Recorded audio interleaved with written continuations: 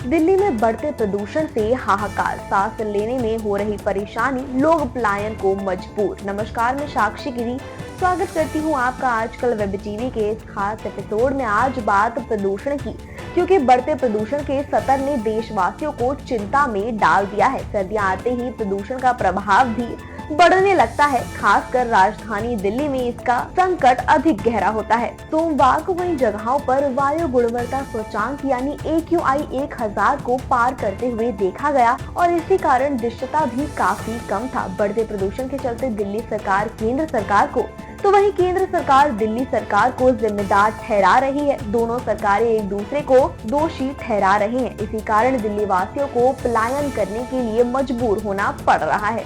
दिल्ली में सांस संबंधित मरीजों, बुजुर्गों और बच्चों को सांस लेने में दिक्कतें आ रही हैं। इसी कारण दिल्ली के लोग दूसरे राज्यों में पलायन कर रहे हैं। एक रिपोर्ट में ये भी खबर सामने आई है कि दिल्ली में प्रदूषण के कारण लोग हिल स्टेशन की तरफ रुख कर रहे हैं।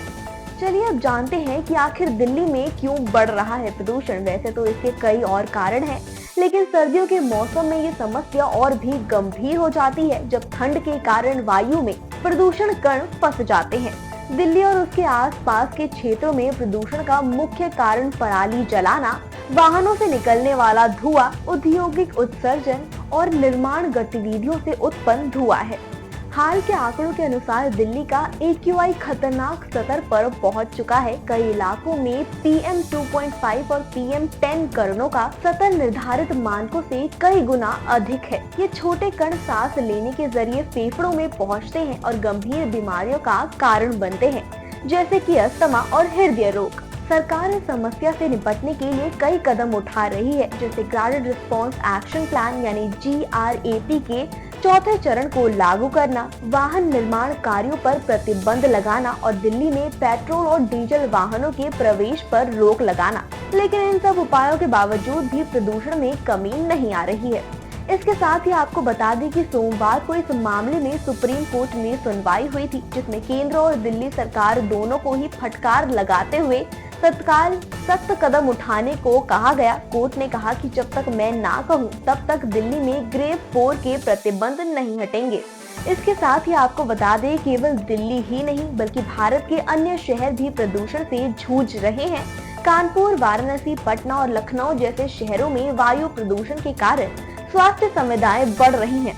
औद्योगिक क्षेत्रों में रासायनिक उत्सर्जन और कोयला आधारित बिजली संयंत्र प्रदूषण के बढ़ते स्रोत हैं।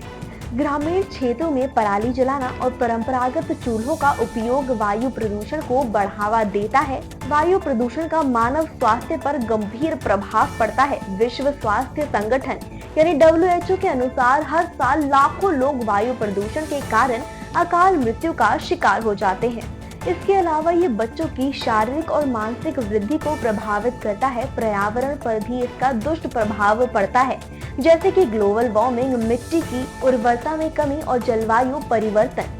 प्रदूषण केवल एक स्थानीय समस्या नहीं है, बल्कि ये एक राष्ट्रीय और वैश्विक चिंता का विषय है। इसके समाधान के लिए सभी का सहयोग आवश्यक है। यदि हम समय रहते ठोस कदम नहीं उठाते, तो यह आने वाले समय में आने वाली पीढ़ियों के लिए विनाशकारी सिद्ध हो सकता है। प्रदूषण को रोकने के लिए हर व्यक्ति की भागीदारी जरूरी है, तभी एक स्वास्थ्य और स्वच्छ भविष्य संभव है। तो ये था हमारा आज का खास एपिसोड। उम्मीद करते हैं आपको पसंद आया होगा। इसके साथ ही देश और दुनिया की तमाम बड़ी खबरों से जुड़े रहने के लिए हमारे चैनल को सब्सक्राइब करें।